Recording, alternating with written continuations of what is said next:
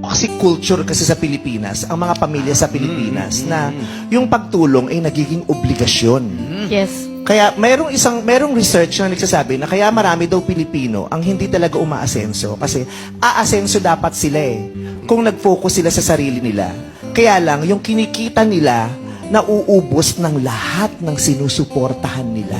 Kaya yung sarili niyang pag-asenso, hindi niya naituloy. Ang ending, lahat silang nanatili sa ganong level. Hindi siya nakaangat dahil yung pangpaangat niya sana, naubos ng lahat ng umasa sa kanya.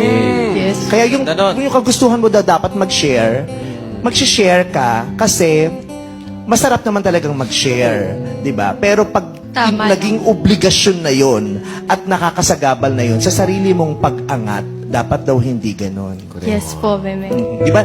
Yung susuportahan mo yung nanay, tatay mo, susuportahan mo ang kapatid mo, mga anak na mga kapatid mo, mga asawa nila, mga pinsan mo, mga napang-asawa ng pinsan mo. Ang ending, tumanda ka, na-realize mo, ano nangyari sa akin? Wala nang natira. Wala tuloy ako naipon kasi lahat binigay ko sa kanila.